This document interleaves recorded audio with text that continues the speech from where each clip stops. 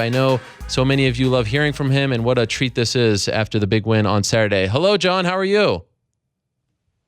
Hello, Ariel. How's things? It's going really well. You like my new home? Can you see it? I do. I'm very sorry I couldn't have stayed on, but I had pressing business to get back to. Yes. Some fans will be disappointed to hear the original plan was for you to visit us as well, but I do believe your schedule is a little busy. So I am okay with that. Maybe, come August or September, we can schedule something. But let me ask you about Saturday night. Your second time there, of course.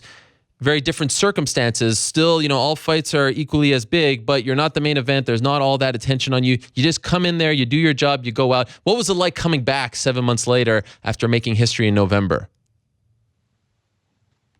Yeah, I only got in. I got in pretty late. I got in Friday afternoon, and we were straight to the ceremonial weigh-ins, which was where the press conference was held. Yes. For Conor. So that was pretty cool to walk back in there. And then it felt for me very rushed affair because I was arriving so late. And then on Saturday, going to the venue, we went into that lift, that kind of old-fashioned lift that they used. You see the back of Conor with a suit on as the door shut in the Madison Square Garden. So to be standing in that lift again, which brings you up to the changing rooms, brought a few chills down the spine. Yeah, it was nice to be back. Did you feel like, are you the kind of guy that feels like, okay, there's good omens here, good vibes? Like, did you feel like it was November again, 205, and that was kind of being put on James now? Because, they're always kind of linked to each other these days, and with good reason. Yeah, a little bit. Certainly what gave me a lot better omens and vibes was the 2 months leading up to it, because James really stepped up his game. He's after being given this incredible opportunity, and your past guest there, nice to hear Mike speaking there. Are hugely grateful to him to give James an opportunity to fight. I know everybody was harassing him to be on this card, so for us to get it, James wasn't going to take that lightly. So we put in a really, really tough training camp. So that's what made me feel relaxed. That's what made me feel the good vibes. What about the performance? I mean, was that flawless? Because I spoke to him afterwards, and we're going to talk to him in a bit as well. He said that he was actually kind of disappointed in a few things, that he wasn't happy, and I guess that's a sign of a true professional and a guy who's on his way to doing greater things. But from your perspective as his coach, what do you think? It was solid. The first shot was not great. In saying that, as I knew, both the Machida family, that karate in and out style is a tricky one to time. If you get it wrong, as so many guys have done against it, it's more so Lyoto, you run into a hard knee, or you run into that reverse punch that the guys are so good at. I thought James did very well in pressing him early, which was the plan. Side to side head movement. Don't give him an easy target. The first shot was a little bit off. Second one was better, even though he was disappointed in it. I wasn't, because I felt he just needed to make contact with him, and then he chained the takedown together. On the ground, I actually wanted him to stay in the guard a little bit more to stop the scramble to the feet. But within a few seconds, he was in the mount, so I won't complain about that. And then he has a mount and back control that really reminds me of Gunnar Nelson. Any of the guys that train with James will tell you, once he has the mount or the back, it's very, very difficult to shift him. And it's an MMA style mount, and that he can go between hard shots and control very well, which a lot of fighters don't seem to get. He seems to have a good grip on it, and he's 20 years of age.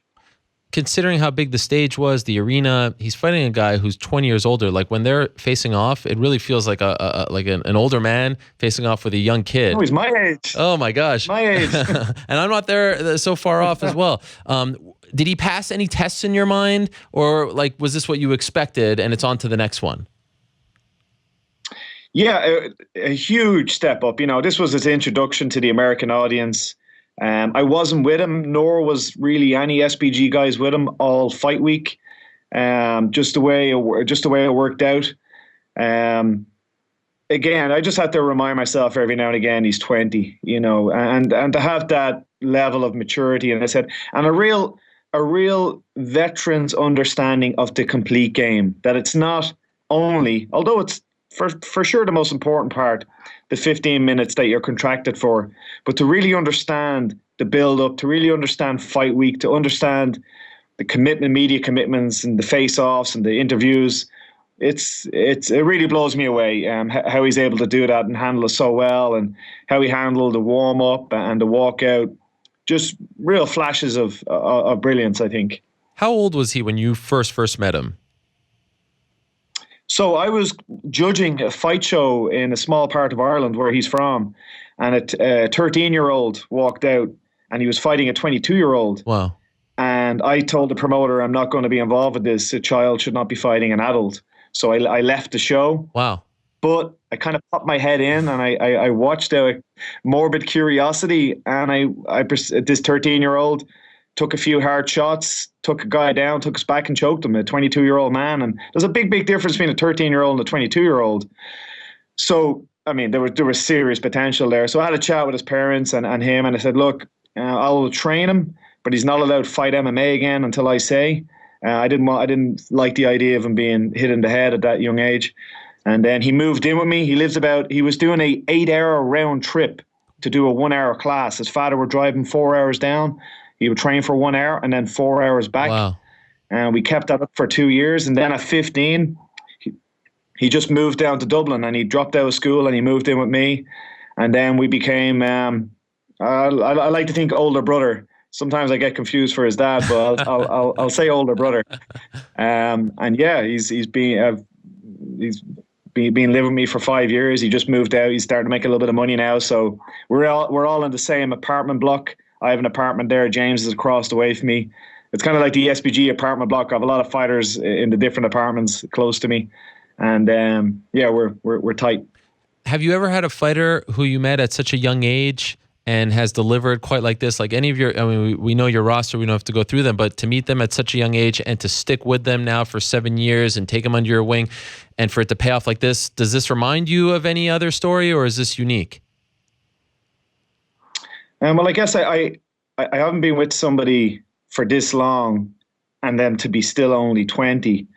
But I definitely see, I know the comparisons are already made, but the way Conor was able to quickly understand the entire business, like I said, if you're kind of just a fan of watching the fights every now and then, you have a very kind of thin veneer level understanding of the depth that goes into the 2 months leading up to a fight, as you are well aware, the amount of interviews that have to be done, and trying to understand the promoters' needs, the fans' needs, the media's needs. I remember having conversations with Conor when he was at maybe similar age or maybe 1 or 2 years older, and I was always blown away by Conor's ability to know names in different athletic commissions that he was reading about, and just a real student of the entire game rather than just the fighting only part. Does it bother you when people want to compare him to Conor so much? I think James said it well. If you want to compare me to the GOAT and the man that will soon be known to upset the boxing world, it's not a bad comparison. It's an obvious one. I'm not surprised that happens, but James is starting to carve out his own way and, rattle off the stats. 7-0, 20 years of age, fought at Madison Square Garden, making quite a lot of money. If that's not doing well, I'm not sure what is. I threw out the idea to Scott Coker just a few minutes ago of him fighting Zach Freeman now, because Freeman just knocked off their other big prospect, Aaron Pico. Of course, James is a lot further along. Do you like that idea? If not, what do you like next for James as far as opponent and time frame when he comes back? Yeah, I always like fighters facing somebody that's been on the same card, because timing wise, they both have the same. But it was funny. I saw that fight and it was something that popped in my head. But I think the guy is quite a big 155er. I don't know if he would make 145. Okay. And James is probably, we're talking about dropping to 135. Oh wow. He's he was 145 with a day or two to go.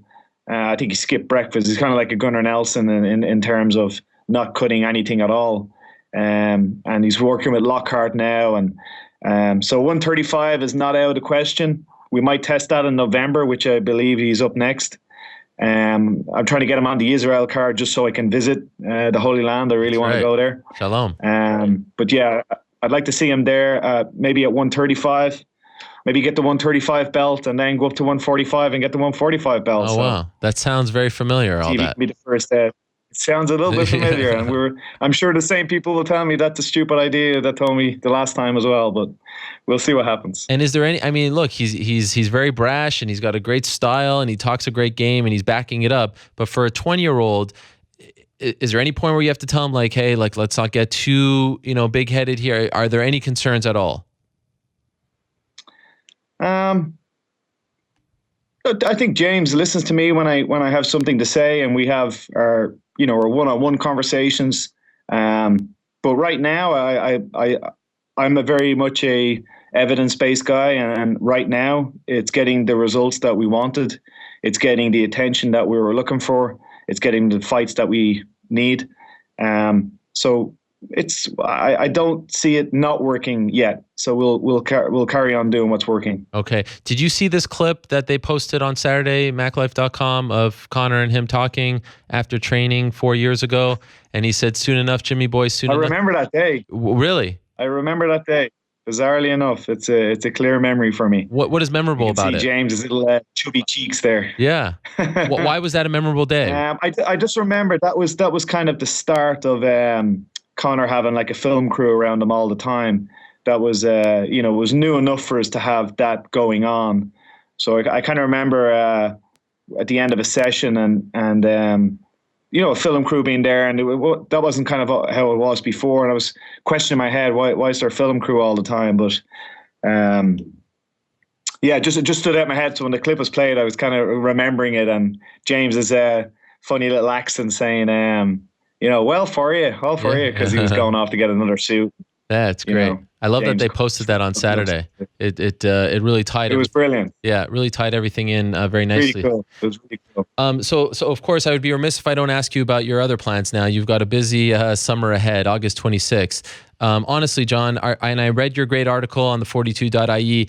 Is it kind of shocking that we're here, that this is actually happening? When did you start to believe that this was a real thing?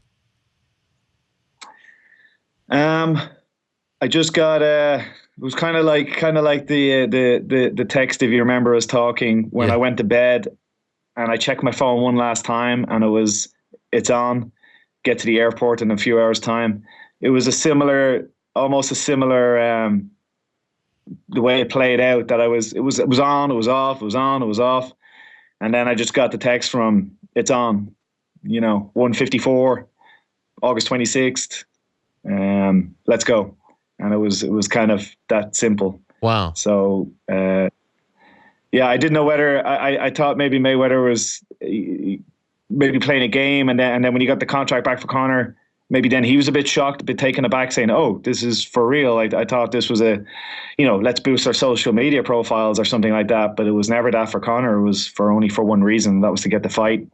And he hesitated for a few days, or I guess maybe over a week, which gave me a little boost that he wasn't immediately signing and sending it back. But yeah, and then I heard that from Conor, and it's go time. And so from what I understand, and correct me if I'm wrong, you now have like a separate location next to your gym where he is training. There's a ring in there. That's where we saw that great mural that you commissioned of him landing that left on Floyd. So everything, you're in the thick of it. Like this has begun. Training camp has started. He's sparring. Everything's going on right now. Yeah, I just came from sparring. And who'd he spar? We have some big names in. I'm sure if you keep an eye on Conor's, probably pictures will be going up today, actually. Oh. People will be surprised by some of the names we have in. Wow. But today was just another step forward, another bunch of rounds under the belt. And I'm really, really looking forward to this. It's so interesting. I've kind of, myself and Roddy have lost ourselves a little bit in this world. And I kind of spend my days now with Conor in the new gym. and we do our daytime sessions together, and then in the evenings he's at the what's he call it, the McGregor Fast Institute of Sports Performance. So he's there in the evenings, and it's very exciting. The team spirit is unbelievable. I'm looking forward to when it's all said and done. It's all being documented. It's all being filmed. I'm sure it'll be added to his movie or whatever it's going to come out. And there's some interesting things happening. Things going on. Could I ask you, because you guys are so good at visualization, do you see something? Do you already see it playing out? Is there like a path to victory here that keeps coming up? Because I know you've been studying him for a while, Floyd, that is. Could you give us some sort of insight as to how he's going to shock the world? I think we keep our cards a little bit close to our chest for this one. All right. I'll do my usual Monday before. I look forward. Drop in with you. At that stage, it's too late for anybody to do anything anyway. So I'll give you more sound predictions then. For now, we're playing around. We're experimenting. There's some things Mayweather does. I mean, obviously we're talking about one of boxing's all-time greatest. But there's also some things that there's openings. So as Dana White has posted up a few clips, nobody's perfect. Everybody can get hit. And we're just looking to make those openings happen more often than they usually do. Is it the best case scenario for you and Conor and the team that the world, like you have these boxing insiders and journalists and analysts who are coming out definitively, like they've already seen the fight, that he's going to get knocked out, that he's going to get smoked, that he's going to get embarrassed. I feel like that's the best case scenario for you guys. Like that's when you really thrive. Do you feel the same? Yes, I do. We're still, of course, things have gotten a bit louder over the years. You've been chatting to me and to Conor since before it all started, and you see that things are getting obviously things have gone pretty well, but we're still quite a close knit team. We're still the mentality of being from a small island versus the rest of the world. And we've always done best when everybody is just mocking the idea of an unknown Dublin guy saying he's going to take on the whole UFC roster and win the belt. So those challenges seem to bind us even closer than we already are.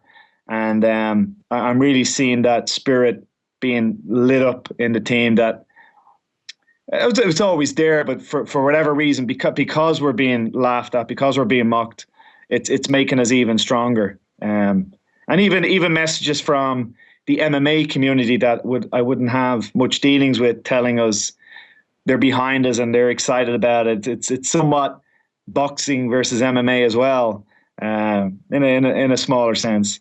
So we're very proud to be carrying that torch. And like I said, the mood in the camp is one of ready to see a lot of jaws drop on the night. What do you say to the people who say there's no chance after making 100 or so million that he's coming back to MMA, that he's coming back to the UFC? Could this possibly be the end of his MMA career? I would say that it's the same thing I'd say about him taking this fight, or the same thing him taking the Diaz 2 fight. It's not money that's motivating him anymore. He could very easily make similar money from doing some movies or some endorsements. It's the challenge. That's why he's in the gym laughing every day. And like if he left the gym now and stopped fighting, what would he do with his free time? Eventually, you can only sit in one car at a time. You can only have one meal at a time. Eventually, you want to do something that's enjoyable to you.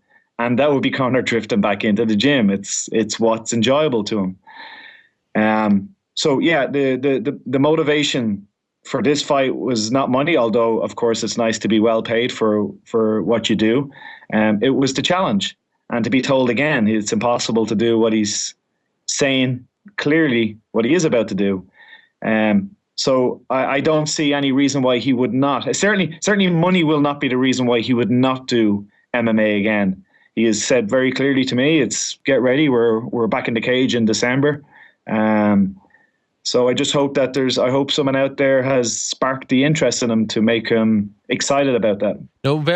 December isn't too far away. right now, is there like not much can happen between now and then to get someone to spark? So like, would you say Nate is at the top of that list? Tony, Khabib, Max Holloway? I don't know. Is there someone who right now you're saying, yeah, as you keep one eye sort of on the MMA world for him, that you think makes the most sense come December? I have to be honest and say I'm not really thinking that way just yet. I think there's a few of those names that you said there are kind of boiling to the top, but hasn't quite broke, really left the pack behind. But there's plenty of time for those guys to fight it out between each other. It's still 6 odd months away. Let them guys really put a statement on about who is that guy, who is the one that's going to get us and get us up early in the morning and make us do 8 or 10 weeks hard training. You guys doing the training camp in a couple of weeks in Vegas for the rest of the... Yeah, so we've 2 more weeks in Ireland, and then the guys head over to Vegas. I'll stay back here for 1 more week to do UFC Glasgow, and then I'll join them. And then we'll have 6 weeks then in Vegas before the fight. But to be honest, even just leaving today's sparring, I'm a bit all over the place. I'm a bit jet lagged. I landed at 6 o'clock this morning. But I watched that session today and I said, we would be ready in 3 weeks from now. And we have 7 or 8 weeks. Wow. So I'm very, very, I ran back here with a spring on my step from today. Oh, not just because you were talking to me, but because of the sparring. Bit of both. Okay. A bit of both. 2 last quick things. Are we going to see like a John Kavanagh, Floyd Mayweather senior press conference? They like to do this in boxing where the coaches get press conferences on fight week. I want to see you guys front and center. Is that going to happen?